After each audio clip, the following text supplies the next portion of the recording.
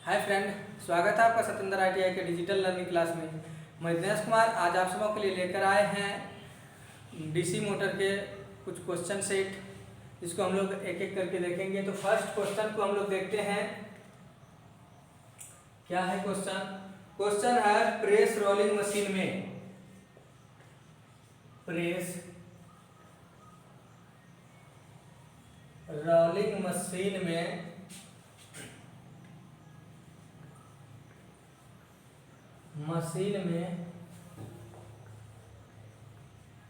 किस मोटर का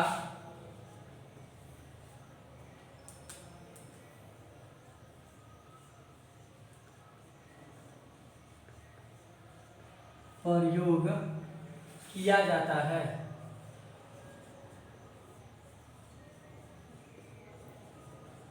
जैसा कि आपको पता होगा कि ये जो रोलिंग मशीन है या प्रेस है, इसमें जो मोटर होता है वो कंपाउंड मोटर का प्रयोग करते हैं। क्योंकि कंपाउंड मोटर में क्या होता है कि हम गति को बढ़ा या घटा सकते हैं, यानी आरपीएम को कम अधिक कर सकते हैं। लेकिन हमको अगर इसका अब कंपाउंड मोटर ऑप्शन में ना मिले तो क्या करें हम? तो इसका जो सही आंसर है वो है कम्युलेटिव कंपाउंड मोटर, क्योंकि ऑप्शन में ये भी दे सकता है कम्युलेटिव कंपाउंड मोटर।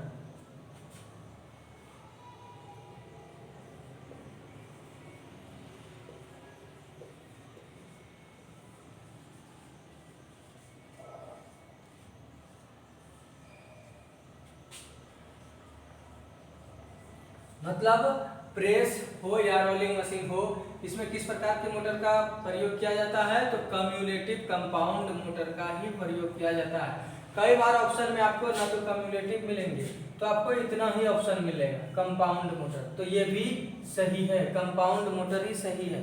अगर केवल कंपाउंड मोटर ऑप्शन में नहीं है तो कम्युलेटिव कंपाउंड मोटर सही है, क्योंकि इसका प्रॉपर जो होता है, अगर नाम कहीं पूछा जाए तो कम्युलेटिव कंपाउंड होता है। लेकिन कई बार कम्युलेटिव नहीं दिया जाता है, केवल कंपाउंड मोटर दिया जाता है। अगला है बैटरी चार्जिंग बूस्टर में कौन सी मोटर प्रयोग किया जाता है?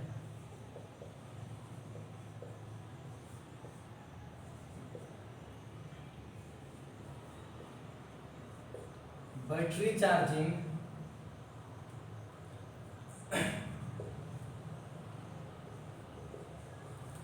बूस्टर में कौन से मोटर प्रयोग में लाते हैं? क्वेश्चन बहुत इजी है कि बैटरी चार्जिंग या बूस्टर में कौन से मोटर का प्रयोग किया जाता है। तो जो बूस्टर आदि होता है, इसके लिए जो मोटर का प्रयोग होता है वो होता है कंपाउंड मोटर। कौन सा होता है? Compound motor. लेकिन कई बार कंपाउंड नहीं होता है ऑप्शन में और लिखा रहता है डिफरेंशियल कंपाउंड मोटर, तो वो भी सही है।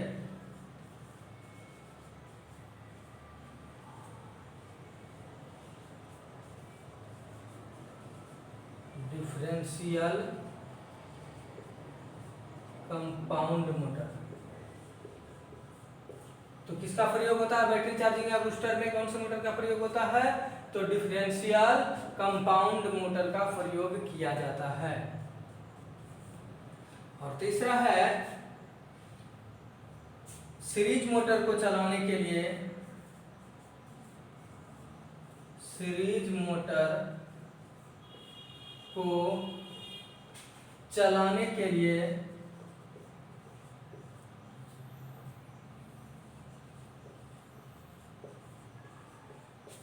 किस स्टार्टर का प्रयोग किया जाता है?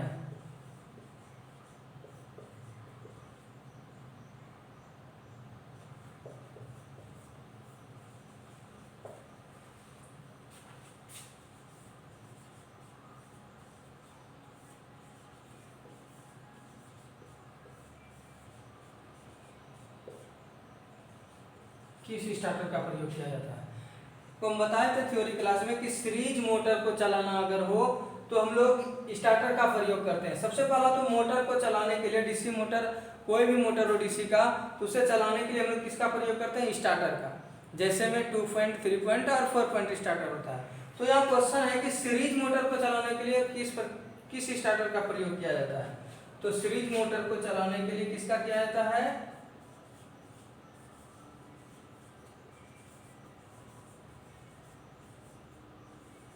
2 पॉइंट स्टार्टर का। इसका प्रयोग किया जाता है 2 पॉइंट स्टार्टर का प्रयोग किया जाता है। किसके लिए, सीरीज मोटर को चलाने के लिए कौन सा 2 पॉइंट स्टार्टर का प्रयोग किया जाता है। 2 पॉइंट स्टार्टर का प्रयोग किसके लिए किया जाता है, तो सीरीज मोटर को चलाने के लिए। आगे क्वेश्चन भी हम लोग देखेंगे।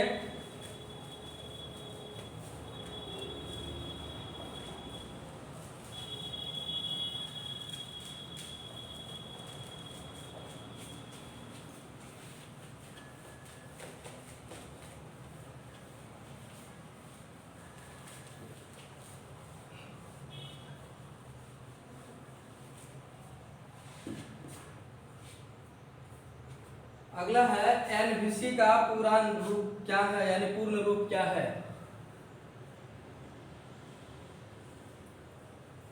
एनवीसी का पूर्ण रूप क्या है।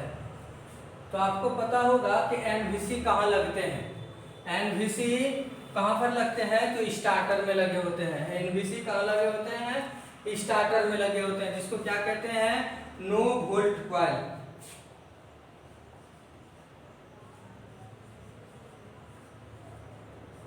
नो वोल्ट कॉइल कहते हैं। एनवीसी का पूरा रूप क्या है, नो वोल्ट कॉइल। उसी प्रकार से है ओएलसी को क्या कहते हैं, ओएलसी को का पूर्ण रूप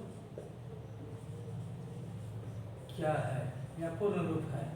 तो ओएलसी भी आपको पता होगा कहाँ लगता है।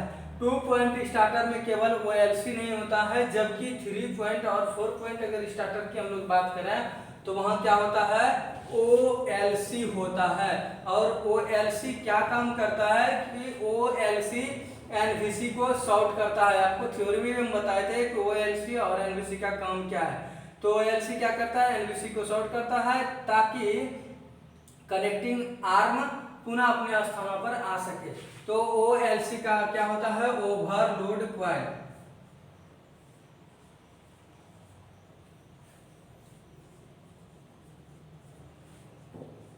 Overload coil. तो आप देखें कि एनवीसी का पूर्ण रूप क्या है, नो वोल्ट कॉइल, और ओएलसी का पूर्ण रूप क्या है, ओवरलोड कॉइल। आज के लिए बस इतना ही, मिलते हैं नेक्स्ट क्लास में नेक्स्ट टॉपिक को लेकर। तब तक के लिए धन्यवाद।